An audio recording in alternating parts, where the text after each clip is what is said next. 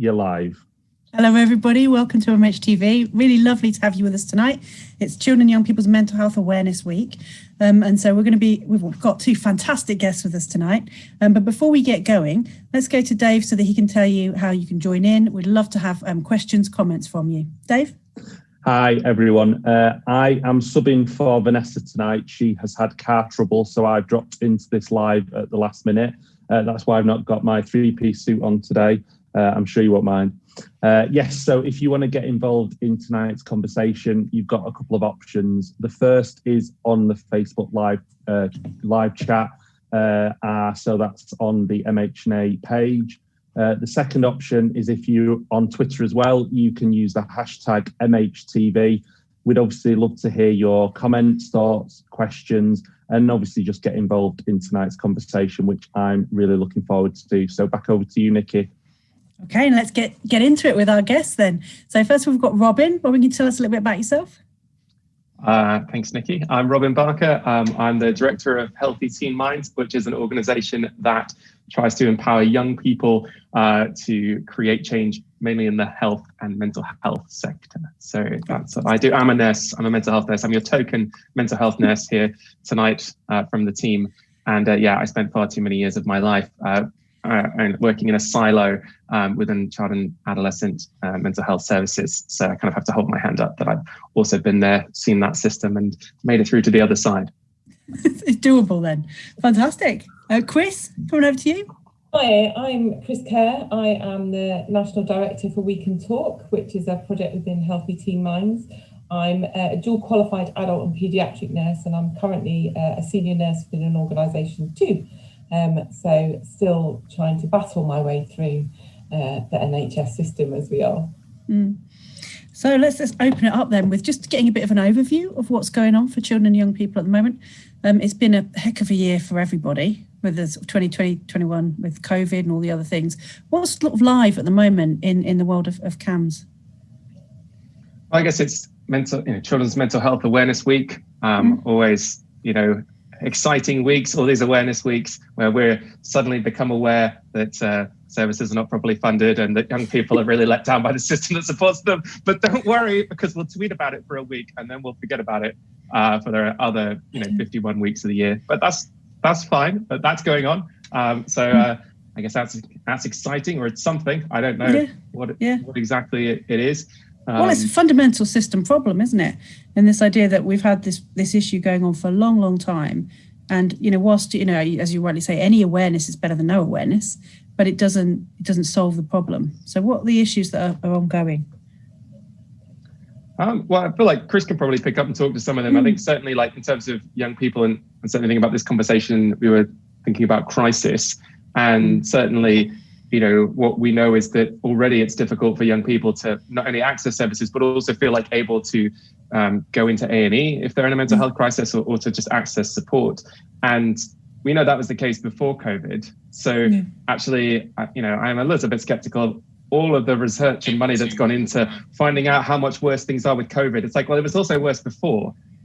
So, and then it's like, surprise, we've learned that it's actually even worse during COVID. And you're like, oh, no way. An international pandemic causing us to have to spend most of our time in our homes, and then things have gotten worse, So it's like we already know there are barriers there around children accessing support, and it's kind of totally reasonable that then you'd expect there to be even more barriers. And I don't know, Chris, if that's what you've seen in terms of your experience working. You're actually working in hospitals in A&Es. So it's really difficult for people on the front line because obviously children and young people, don't want to come to A&E with their mental health crisis. It's probably one of the last places they would like to be. We recognised that there was a problem with access before COVID, as Robin was saying, which is why we've done some of the work within We Can Talk to help those acute nurses and kind of professional colleagues work with children and young people in crisis and support them. Actually, with COVID, what we found is that even the normal coping strategies that these children and young people would ordinarily use suddenly aren't there anymore. And not only that the services, kind of the mainstream services that were available are suddenly overwhelmed. and actually the last place that is left to them is A&E. So the attendances that we're seeing are increasing, but the complexities of the children and young people coming in crisis is so much more. You know, they've kind of, it's almost the very last straw. So it's kind of got to the point where there isn't anything else they can do. It's now so bad they've come to A&E, and that's really evident in the young people that we're seeing. So where are the issues in the system then? Is it lack of beds, lack of staff, or just lack of? Well, I mean, if I pick that up, because I think, like, you know, actually, I think one thing that we've really seen during this crisis is, I think we knew this already, and we've been saying this already, but I think it has really come to the front, which is that there is so much more to the mental health system that supports children and people's mental health than the specialist services that are commissioned to support young people's mental health. Like, and actually, what we are seeing is, you know, what happens when, you know, what happens after 10 years of disinvestment in youth services and in education. But what we're also seeing, especially in this last year, is when young people are unable to access in the main those places where they actually are receiving mental health support already, whether it's from their, you know, in their school, whether it's in a club after school, or through some of our amazing, you know, kind of voluntary sector sort of charities, and youth information advice and counseling organizations. Like, you know, there is a whole system that supports young people, you know, through sport, through everything, and that has gone.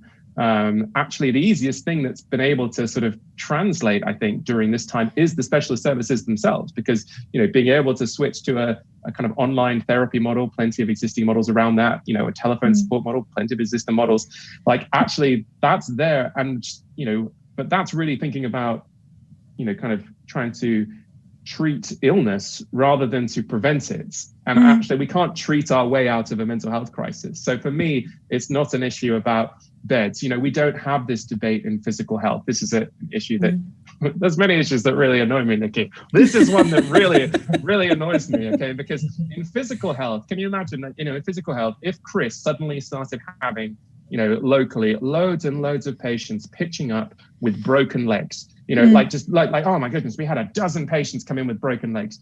You know, there would not be the debate in her hospital or at a national level if this was a national issue with people breaking their legs. We wouldn't say, you know what we need? We need more places to put these people with broken legs. Like, they are clogging up hospitals. What we need is specialist units to treat these leg breakers. No, we would say, like, we need to fix the pavements. Like, we need to invest in fixing the pavements. But so for me, it's like, when we know all the reasons why and all the factors around why, you know, people might struggle with their mental health and what leads, you know, potentially to mental health illness. And we're like, oh, well, we're not going to invest in the prevention. No, let's just build some more places to put the ill. And I think that's kind of evident now in the pandemic, because actually it's you know, for some of the children and young people that are already in the system, they have that support network, so they kind of know who they can ring, and they may be a delay in that being picked up, but they're kind of already in that system. But this whole group of children and young people who, you know, may have been kind of just managing and kind of getting through a day and going to school and having all of those kind of support mechanisms that was keeping them at a level, suddenly that's all gone. And now actually they don't know how to access help. Their parents don't know how to access help. They're kind of, you know, they're in a situation where they don't know where to go for that help. So they come into A&E because that's really the only place that's open 24 hours a day, 7 days a week. And I would say, I mean, I think one of the things that has kind of gone unsung during this time is, I mean, young people themselves, and I don't want this to come across as patronizing, but like, yes, we are seeing like more, you know, more numbers coming into to A&E after, like, you know, kind of dipping and then, you know, more young people presenting in crisis. But I am amazed that we have not seen more. Like, actually, there is something about the fact that young people, and I see that, like, you know, like, they're not getting the support, you know, or it doesn't exist from many of the services out there. It's had to stop, or they're not having that support through other mediums. And they are finding a way to manage through what is for everybody. Like, you know, and I include myself in that, like, one of the worst year and a half, will be another challenging 6 months, year here to manage your own mental health as an adult that's, also is very fortunate to like have a job, let alone to be a young person that's kind of not only having to deal with the social factors of this pandemic, but also just the like job opportunity factors, making plans about education, like, because for us, when we talk about young people, we're talking, sort of up to 25, we have 18 to 25-year-olds that do not have jobs anymore, that like their prospects are going to be, horrendously challenging for several years. Like we've got, an economy that's going to need to be rebuilt. Like, and the fact that actually, that so many young people are doing so much, not only for themselves, because I don't think it's about self-care, but for others. And I think I've seen that online. I've seen that through the growth in so many amazing, like peer-led organizations that are like, okay, support does not exist. We will create support for each other. Like if we can't get, if we're concerned about our friends, we'll create a structure around them. Like we will provide that, and we will do that in a way that works for us, whether that's through WhatsApp, through, TikTok, through, whatever the route is. Young people are creating that for themselves. And I think that is really exciting. And I really, really hope that when we at some point are able to like look and think about what has been effective and not effective during this period, but the role of peer-led, intervention and, and people, and it being owned by people with lived experience, run by people with lived experience, driven through by that, is recognized, because that is, we have leaned on that this year. And I think we have leaned on that heavily, and we have to recognize that going forward, that actually there is a whole new group to this system that I do not think has ever gotten the sort of acknowledgement, and perhaps has never been on the scale that it has been on this last year. But that is, we should really, I really hope that comes out of this, is an acknowledgement that has been tremendously valuable to thousands, tens of thousands of young people and young adults. Sorry, I'll stop. I'll get off the soapbox for a second, but I just feel like that's not said enough. At least it's not. No, I think you're right. I think you're right. But I wonder as well if there's something, you was talking about silos before, if there's something that maybe people feel a little bit distanced, maybe from, if they're not actually physically working with children and young people, they feel that maybe they can't comment, or maybe you need to be like a specialist in some way to be able to work with kids. I think some people are a bit scared of them, frankly, after a while, driven away from them for a bit. So I'm going to answer that, Robin. Just to let you know, Robin. I think actually that's one of the fundamentals of We Can Talk, is the project that we're running within Healthy Teen Minds, is that actually it's the recognition that you don't need to be an expert, that you are capable of supporting, children and young people in crisis wherever you are. But it is that, so as a professional, when you think you have to fix things, so especially in A&E, you come in as, Robin's analogy of a broken leg, actually you x-ray it, you put a plaster on, you send them home with crutches, job done, everyone's happy. But when someone comes in crisis, actually that's much more difficult to manage, because we can't fix it. And there is an expectation, I think, amongst the professionals that we need to fix it. And if we can't fix it, then we're not doing a very good job. And I think, that's the bit that we need to start breaking down, because young people don't want that. They're telling us that the difference in their experience is the fact that someone's made them a cup of tea, the fact that someone sat down and talked with them for 10 minutes, that they've made them feel safe, that they've told them it's the right place to come, because, they don't want to come to A&E, they don't want to be on a paediatric ward, they certainly, don't want to feel the way that they do. So if we can start breaking down some of those barriers, then everyone gets a better experience, including the member of staff. Yeah, that makes sense. I think it's a really difficult thing, isn't it? I remember being first conscious of the fact when I started training in my 20s, I thought I was quite a young person, but you get let known quite quickly that you're out of the loop. I think sometimes by young people, quite brutal. Like, you're old enough to be my mum. I'm 23. That kind of stuff. So it's something I think that causes that little bit of pullback, maybe. And people don't think, I've been kids. I'm, children and young people are people, and a lot of the issues are similar.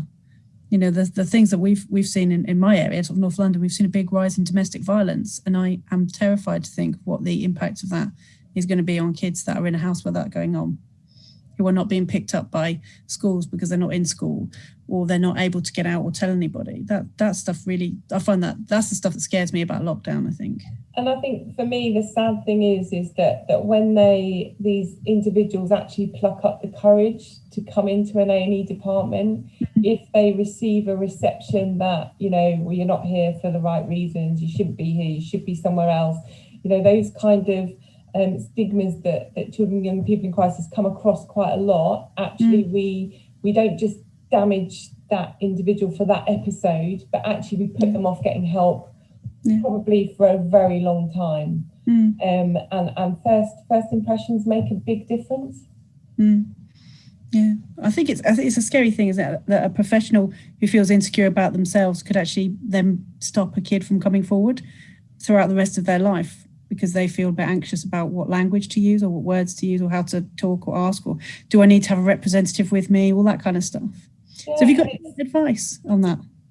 So I think they feel like that because they don't know what to say. They don't want to make things worse by saying the wrong thing. And actually that, they would, I think what we found within this training is that staff are absolutely mortified when they realise what effect their language and the words that they use and the way that they come across with young people actually does to that individual. And I think having the young person with lived experience delivering that message is very powerful. No one goes to work to do a bad job.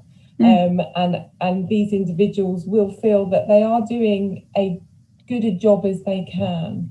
But I think it's just recognising that actually, humanity is everywhere, whether it's something to do with a physical health issue or a mental health issue. That compassion and humanity that makes professionals and individuals who they are is translatable across the whole pathways. Is there anything specific that children and young people are coming in with? What are the biggest issues that they're facing, do you think? It's so varied, to be honest. There's anxiety and self-harm from a perspective of they don't really know kind of how to express themselves almost, and that's one way that they can get help. But I think it's so varied and so individualized that it's not usually one thing. There's usually a combination of things. Robin probably wants to jump in at that point. No, I just want to jump in because I think it's really interesting where that you kind of brought it in, Chris. Is that you kind of mentioned self-harm, and as a sort of way to get help, a way to let people know that you're in distress. I think, that is kind of, we talked you kind of mentioned earlier and asked what some of the sort of systemic problems are within children and people's mental health. And for me, that is a big part of it, is that actually because of the fact that we don't have properly funded services, the fact that we know that, at best, 1 in 3 young people that have got a diagnosable mental health condition at any one time will have access to a service. That's not 1 in 3 young people. That's 1 in 3 young people we know would benefit from a mental health intervention. Well, 1 in 3 of them will actually be able to access a service. And that is as well if all the money is flowing down to those services and the CCG isn't using it to kind of fill in some holes in its budget other places, which, again, jury's out on if that money is genuinely getting down to them. But if it does, the best case for somebody is a 1 in 3 opportunity to get seen. And what services have to do, and look, I've worked in them for more than 10 years. I care passionately about those services and those colleagues working in them who work tirelessly, who are encouraged, like every other part of the NHS, to work tirelessly, to work beyond your hours, to see more families than you really can see. And if the state of the services as they are is how they are currently, that is not due to the efforts of staff. It's probably, it's probably not actually an accurate representation of how things are funded, because staff are probably just doing far more. However, within that, I think there's something that happens that services have to prioritize those young people that are the most at risk, that are in the most distress, that are, I guess, in the most dangerous situations, unfortunately, because actually the way, and I think this exists, and maybe Chris can comment, across physical health, and I think we've seen this now across physical and mental health services, and really across the NHS, and I would say across a lot of other public services, is that at the end of the day, when it comes to like what services are prioritized, it comes down to risk, unfortunately, and the most at risk, and so actually what that does is that young people are, they're not stupid. Well, there are some stupid young people, there are some stupid adults, there are some stupid staff that I've worked with. Totally, no names, okay. Robin, no names. I won't name names, all right? So, however, I think there's something around like recognizing that, like, look, we all know, there's a lot of situations where we know we need to like raise our, escalate our behavior if we get listened to, like, trying to talk to, my unnamed mobile phone provider on the phone to explain like I'm not moving and it's cutting out all the time. This is you, not me. Like I know I have to, threaten to leave. I know I have to ask for 6 managers above the person I'm speaking to. Like I know I need to escalate that. Like actually, if you know that, and unless you're in that top third of the most distressed, the number of conversations I've sadly had with young people in hospitals, because that was my job for so long, was you pitched up to A&E before you went, and in a mental health crisis, before you went, sorry, you have to see me. Unlucky. We should do a study just on all those, poor individuals. But actually, there was something about like so many of those conversations was like, look, actually, for many of them, they would be like, well, look, I tried to get help. I tried to tell someone things, but they wouldn't listen. They said I wasn't hurting myself enough. I wasn't, unwell enough. I wasn't risky enough. And it's like, they're like, I'm here because I did this to harm myself, but this is because I'm worried that if I don't get this help now, that things are going to be much worse. So like, I just think that is also part of the narrative that we have given to young people over this time. And I can kind of understand that situation. Like, and that's the reality. And I think we have to acknowledge it and try and desperately think about what we can do as a system to give young people like opportunities where we can listen to young people. It's really weird, isn't it? We spend such a long time telling like young people, you're individual, the things about you that are unique and special. And then we say, you have to fit into this system. Yeah. The worst thing I ever saw, and I have to say, it really, to this day, I can't understand how anyone came to write it who had a brain, was someone told they were too heavy for eating disorders services. And I was just like, what are you trying to kill them? Is that what you're trying to do? That is the most horrifyingly stupid thing I've ever heard. Having said that, I don't want to suddenly segue to Dave when I'm using the words horrifying, stupid. But luckily, we have a health visitor in the house. At last, we have a cause to call on him for his expertise in children and young people. Dave, there's been some questions. Yes. And obviously, it feels like you set me up to share my expertise. I've been so busy reading all the questions and the comments that have been coming in that I feel quite... Why don't we do the questions first and then go to them? First. Right, so Helen Keogh has said, I think it's a massive factor, Nicky.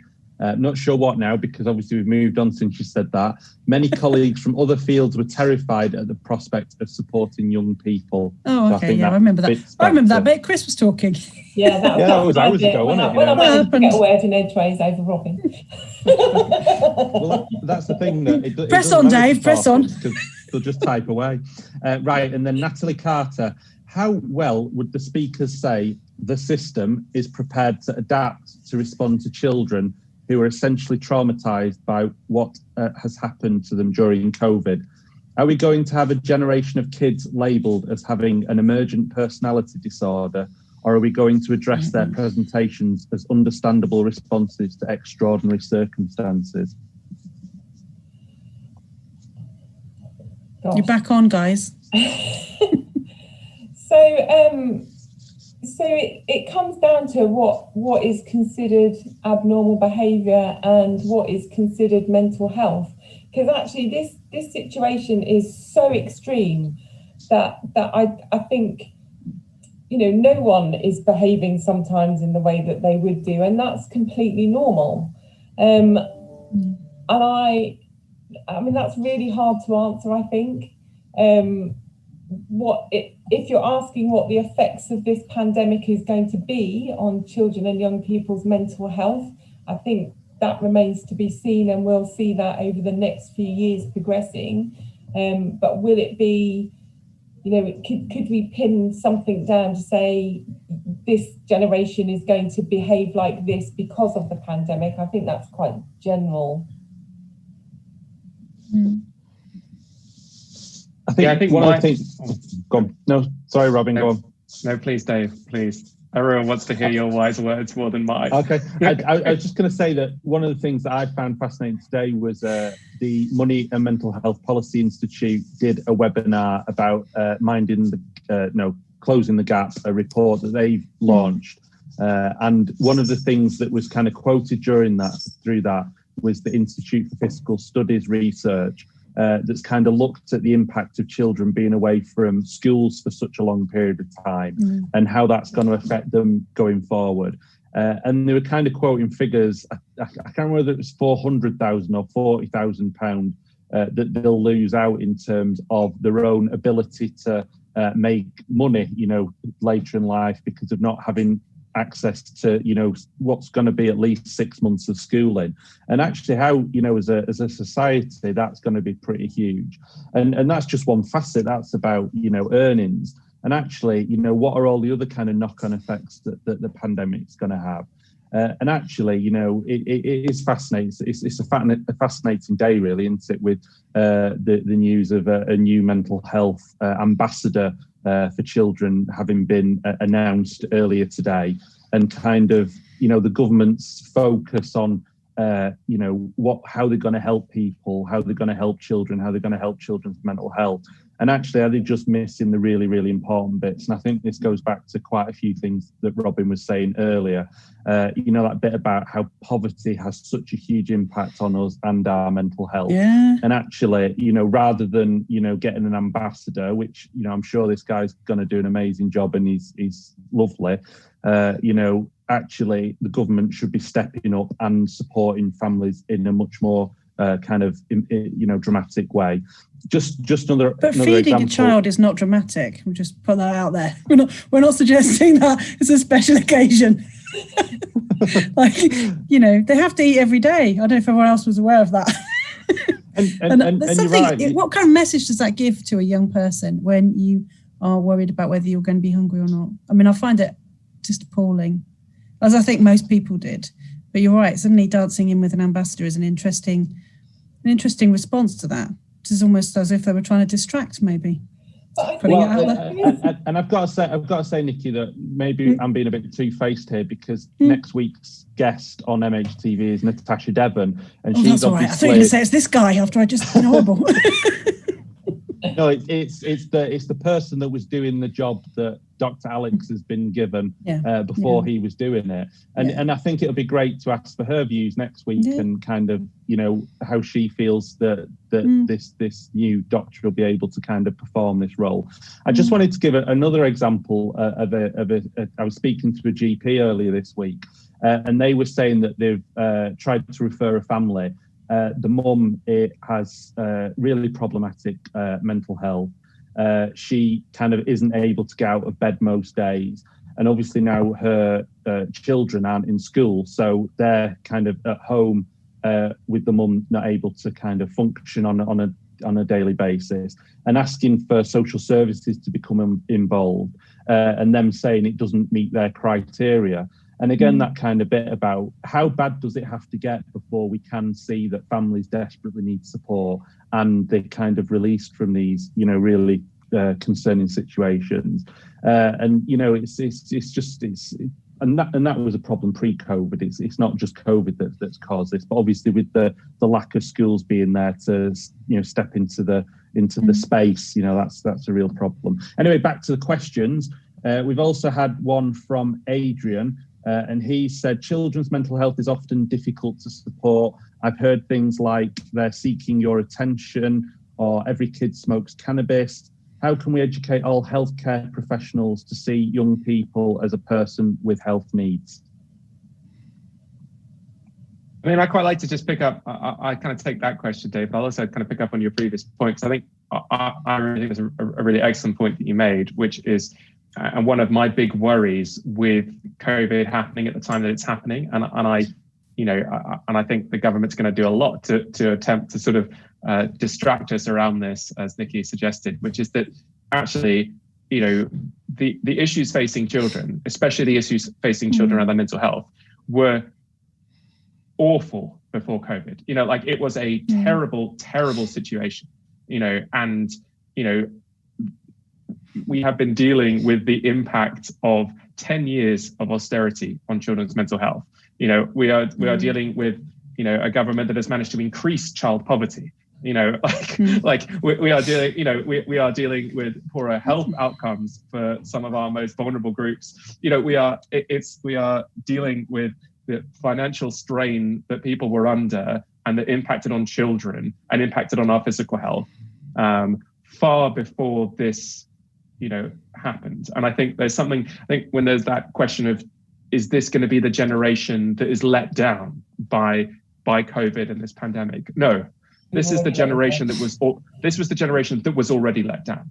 This is a generation that has been let down, in an absolutely shocking way that leaves the rest of Europe asking us if we care about our children. That is how they view the UK and England specifically, when they look at our spending on children and look at our spending on children's health services.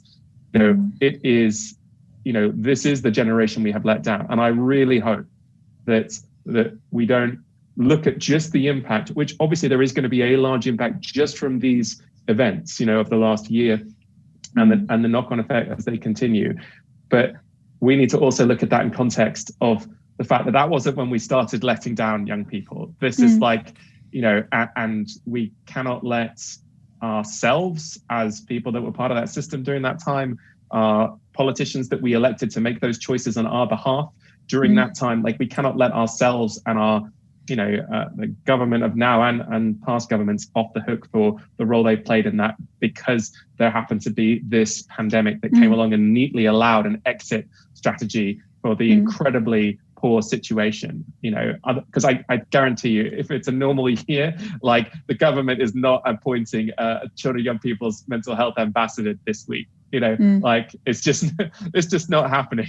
I mean, or it's happening with an even deeper sense of irony based on, the destruction of mental health services for children, and not even just mental health services, but of the whole system around children. Because as I said earlier, this is beyond just the specialist services. We don't need more places that focus on fixing young people that are already ill. We need stuff that's focusing on preventing that from happening. That's allowing us, that question from Dave said, allowing, young people to be able to seek attention in a positive and constructive way, because they need support, and not be, labeled as attention seeking for doing so. Being no, if I need help, I've got places that I can go to. I've got friends, I've got family, actually young people need ways to seek attention too that are outside of their family groups. They're even outside of their friend groups. And I feel like, especially the health service, but also many other services, the voluntary sector especially, have a huge role in allowing that to happen. So we've got a message from Ben Hannigan. Hello, Ben, talking about this being a really important MHTV discussion, which is fantastic, and saying that Nicola Evans, also a lovely, lovely person, is looking on collating an better understanding of alternatives to hospital for young people. So, and we've tweeted out the link to that, and we will do it again. So if there's anything that's coming up that you're interested in, have a look on Twitter under the MHTV hashtag, and it will be there. Hopefully, we'll be putting all the services on there, and also Robin and Chris's projects as well will be on there as well. So if you want to follow up with those, absolutely. I guess one of the things I would ask is, it's clear what's not right. If in an ideal situation, if we were gearing up societies to support young people's well-being, what would that look like? It seems quite far away from where we are right now, maybe. So I think, the one thing that I probably would say is that never has children and young people's mental health been so on the agenda. Staff within acute hospitals are desperate to try and understand how they can support these individuals. And I think if we can, that's obviously kind of towards an end point of seeking help, but it's really important because, like I said before, the experience of that young person attending an A&E department will have an effect on whether they pick up any further support going forward, including the referral to the community services when they've left A&E. So the We Can Talk project certainly helps that, and the ability to get acute professionals to understand that they have the ability to support children and young people in crisis is really, really important. And I know that's kind of towards the end, but obviously that's kind of where I am, is from an ED perspective. But, you know, what looks good for me is that a child or young person in crisis can enter any acute hospital and get the care that they need and the compassion and support that they need from the staff that are working in there. That's what good would look like. What about you, Robin? What would you say? I think Chris really nailed it. I think there is something about us recognizing that absolutely any one of us can have a really incredibly valuable role in supporting a young person that might be experiencing a crisis. And I say that to not only like other professionals that might be watching this, you know, whatever your role is, you don't have to have the word mental in your job title. In fact, I think probably helps that you don't a lot of the time. That can be a huge barrier. Certainly in my experience as someone that has had that in my job title for my whole career. But I think that it's recognizing that I think that there is an opportunity for us to not start again, but to genuinely move on from the poor position that we find ourselves in. And I think the way that we do that is, you know, not by bringing in experts that know what children and young people want, or, you know, experts that will represent children and young people, or, you know, or any other word, champions, or whoever we want to bring in for children and young people. And it's like, no, I think what we really have to think about, and this is, you know, this is why, you know, I've moved on from my clinical roles, because I'm just really interested in thinking, actually what's needed, in my opinion, is us looking at ways that we can share and hand over power to young people so that they begin to shape this conversation in a more meaningful way than we have ever done. Because we are not going to be, and I say we as like professionals, we as just those that are not experiencing this from the perspective of a young person or from someone with lived experience that's going through the issues. I can be aware of the problems in the children and young people's mental health system, but like I am not the expert in that, because I am not experiencing that system. You know, that it does not impact on my life in the same way.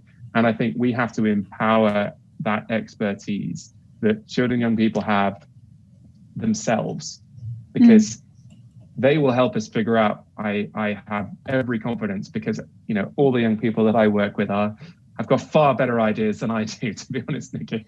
Okay, you know, I know it's probably not coming as any surprise to you in this conversation, you know, but like they've got far better ideas than me around this, you know. And I think actually that I've seen that. I've seen that especially over this last year. Like we have to get comfortable with the idea that, you know, all of us that see ourselves as parents or carers or professionals in some way, that as part of the ecosystem that support children and young people's mental health, we have a role. Absolutely. Everybody has that role. Let that be led by young people. Let that be directed by the ideas and the vision for what young people want from those services, not by, you know, people meeting in a room that haven't been a young person in a very long time, and that, you know, are an expert by the letters after their name. That's not the way we're going to get out of this. I think one of the things that we were really able to do within the pandemic is to build an online tool called the Fundamentals of Compassionate Care. And that's actually delivered by young people with lived experience. So it's them telling us what makes a good experience, what they can do to support them when they're having a crisis. And it's been picked up not just by professionals in hospitals, but, you know, teachers, you know, all sorts of people. And it was designed for acute staff working in an acute hospital, but actually there's a lot of messages that can be taken out of that makes people start thinking about actually what these young people are asking for. And it's not unreasonable. None of it is unreasonable. And I think going back to, you know, David's question about whether it's their attention seeking, you know, actually these young people have said that's not what they want. What they want is someone to make them feel safe, to be compassionate, and actually to have a level of understanding that they need to be there because there isn't anywhere else for them to be. That sounds fantastic. And I think as well, Robin, you were saying you've got like a new project in the offing as well. Yeah, I was going to say, although I feel like I probably voiced a lot of frustration and passion about this issue, I am also like genuinely of the view that we can create change and create good. And so, one of the projects that we're really excited about is that we're working with Health Education England to develop some resources and I guess some sort of, an online space where if you are a professional or a parent or carer and you're looking for some, resources, sort of some training, accessible learning around how to support young people in crisis. We are going to be developing that over the next few months, and we're looking for people to help us. So we're looking to recruit. We're looking for young people that are 16 to 25 for this group. We'll be running a series of different national workshops. We want you to let us know, especially if you're a person who's had experience of being in a mental health crisis. Like, we want to know what's helpful in those moments. What can we help communicate to professionals? And the same, we're looking for professionals that work in crisis teams or that work supporting young people in crisis. So we want to understand better. There's quite a lot of research out there about what the needs are of that bit of the workforce, but we're also keen to talk to you directly to say, look, we've got this opportunity to kind of co-design with young people some resources around this area. What would be helpful in those moments that you're on the end of the phone and you're trying to be helpful, but you don't know what to say? Like, what's the things you need at your, at your fingertips? And we're hoping to, I don't know what they're going to look like, because that's the joy of what we do and genuinely trying to design and deliver things together. So it's going to be some stuff. It's going to come out, I think, at the end of April. So we've got a good few months to sort of work together to figure out what that looks like. But it's a similar process that we've done some of our other projects, and whatever it looks like, it's going to be, hopefully it'll be helpful. And, it'll be led by young people the whole way. So we're pretty excited about that. So if you want to get involved with that, we've just launched a very basic website for that, which just has details. If you want to get involved as an individual, as an organization, and that's crisistools.org.uk. It's catching. We'll retweet it. Don't worry. Cool. Don't ask me to spell it. It's just jumped in there. I can't believe we're actually 40 minutes in already, so we're pretty much coming to the end. There was a couple of other questions. Adrian was talking about is there plans for upskilling general child nurses to screen and support people children waiting for tier 4 beds? And I don't get a sense from either of your eyes that that's a thing. God, I hope not. I mean, geez. What? We need to have more people to screen, more people to wait for more beds. No, I understand where the bed issues come up, because they get talked about so much, like, waiting for a bed. Actually, I don't know if it's changed. I imagine it hasn't, because this has been an argument that's gone on for years. And generally, the issue is not that we need more beds, because the general bed occupancy rate in CAMS is it used to be in the 80s. I don't think it's gone up, from when I last looked at the data around this. Actually, the issue is partly where the beds are, if you want to think of it that way, and that there are beds a long way away. But also the reason that we're using beds, the reason that we have a bed crisis is because we don't have robust enough community services, because it is not that we have so many young people that definitely need a tier 4 admission. And I think there is this, and I think I used to work in inpatient CAMS, child mental health services, so the tier 4, I've worked in a number of different units.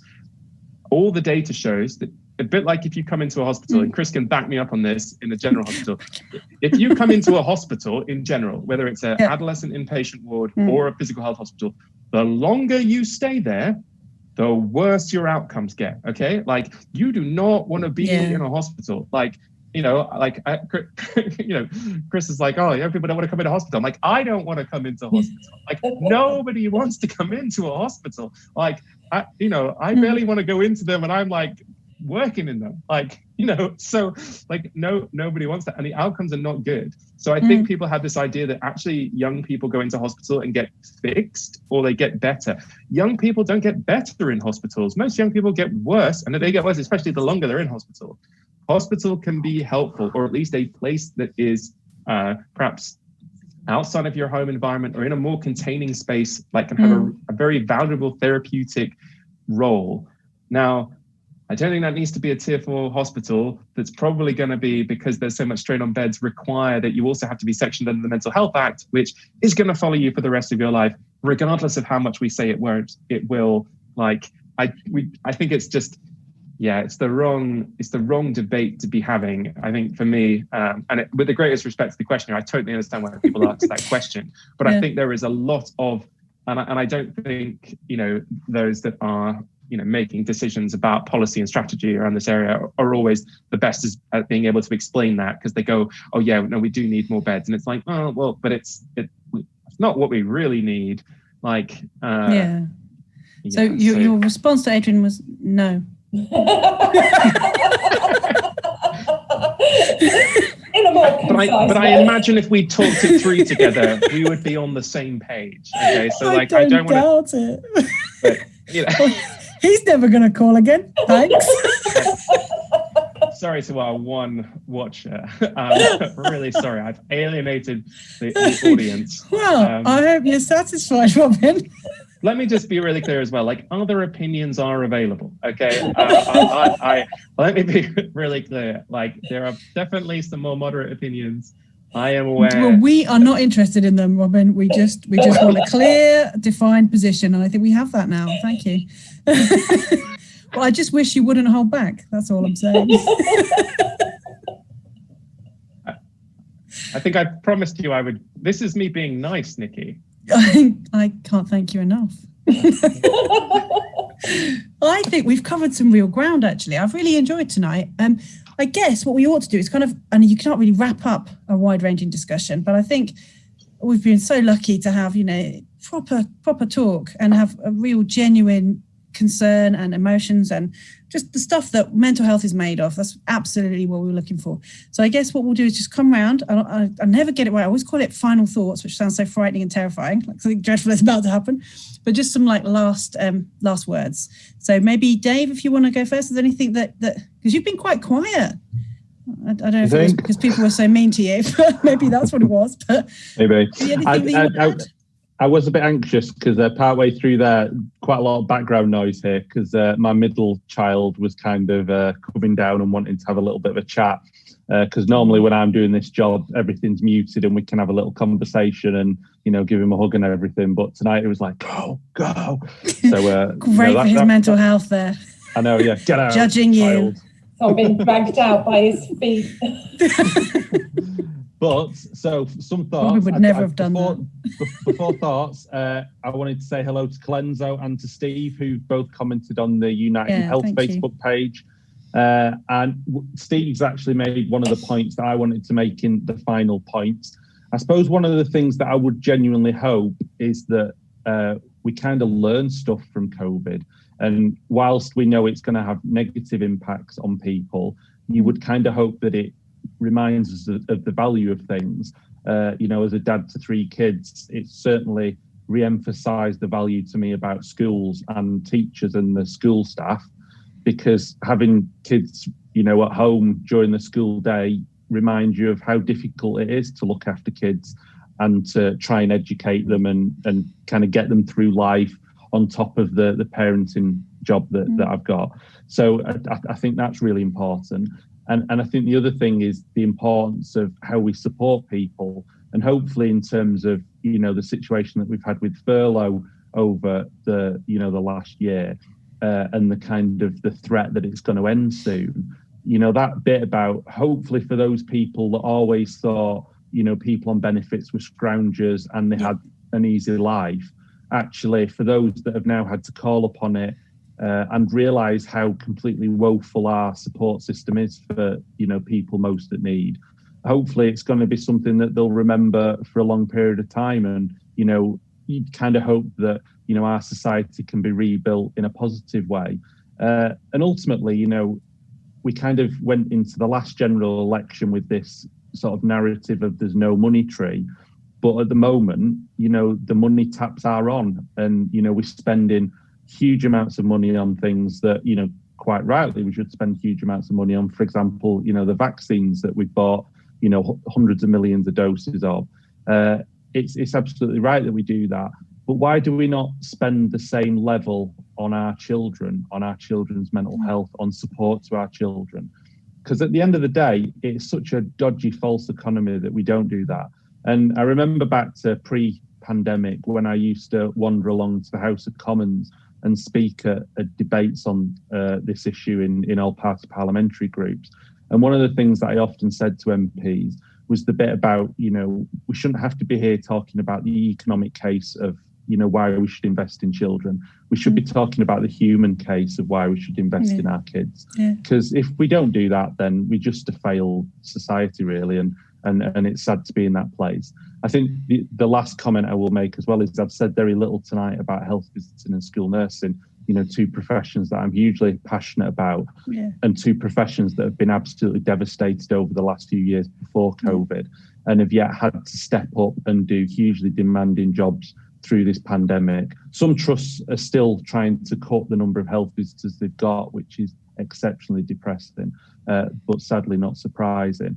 And again, even though not said much about it on tonight's conversation, it is a subject that's constantly in my mind and in the work that I'm doing. So hopefully some positive there, some depressing stuff as well. But hey, you pay your money, that's what you get.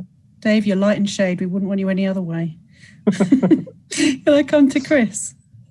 Yeah, so I think kind of echoing some of what Dave's just said is that actually, the positives of is actually we are being a bit kinder to each other, and we are being kinder to ourselves. And if all we do is recognise that we have the capacity for compassion and kindness to others, including, children and young people who need us, more than ever, actually then that is a really positive thing that's come out of COVID, and it's so needed. Absolutely. I'm going to say it. Robin, over to you. Well, thank you, Nicky. I noticed we only have 7 minutes before we have to go off air, so I will make this brief. Hang in with me, people. We're there for the last bit. Come on, don't leave me. Nicky, shall I just press the button now? No, because I think it's going to go out on a measured, calm note. So let's just hear it. See if I'm right.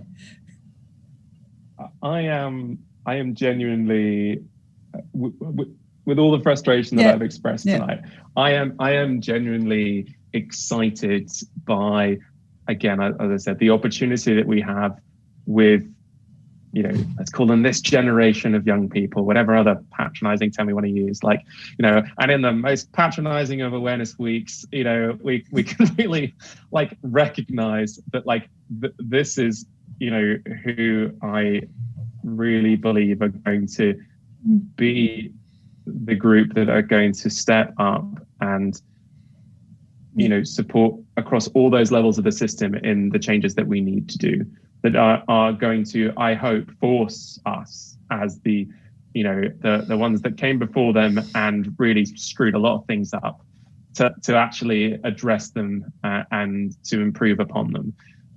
I hope that we take this learning, as Dave said, around how government can work differently, about how people, as Chris has said, can work differently in terms of how they relate to each other, and we can harness this, and that we can hopefully, in the new world that we are in, where, for as long, I'm sure all of us have been within the NHS for long enough to have heard, oh, we can't do this because of data protection. We can't do this because of technology. We can't do this because the Wi-Fi would collapse. We can't do this.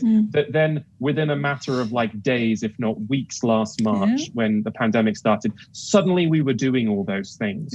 That were all those bright ideas that so many clinicians had for years spent themselves banging their heads against a wall going, why can I not, text my clients? Why could I not do this appointment? over a video chat. What, and you're like, oh, no. It will break the NHS if we do this. And it's like, it hasn't, so, we've done all this change. Let's keep pushing forward. Let's use the fact that we can now do so much online to go, you know what, it's a lot easier to get groups of young people together at short notice online. So we can get rid of that, oh, it takes a long time to engage with young people. Like, oh, we can't do that. Oh, we'll have to provide them. Where will we get the money for the pizza? All this other junk that we think that we have to, do to get young people to be involved in services. Young people want to be involved, Young people want to be involved. Now, I think personally we should be compensating for their time in being involved, and that's what we do as an organization. But they want to be involved, and they'd probably be involved for free if you gave them meaningful control over what their future looked like, locally, geographically, nationally, wherever that is. So let's do more of that, and let's, sit back and take our orders from them. I think that was such a really positive way to end there. So this idea of one about compassion and kindness, and leading with the skills we already have, and then from Robin there also saying about the opportunities we've got to move forward in really creative ways. But co-production, don't talk to people, not about them all the time. I think that's really, really important. And so I guess it just remains for us to say good night. Thank you ever so much. We've had a fantastic night tonight. I've really enjoyed myself. I hope you have too. All that remains is to say goodbye. Bye-bye, everyone. Bye. Bye. Bye-bye.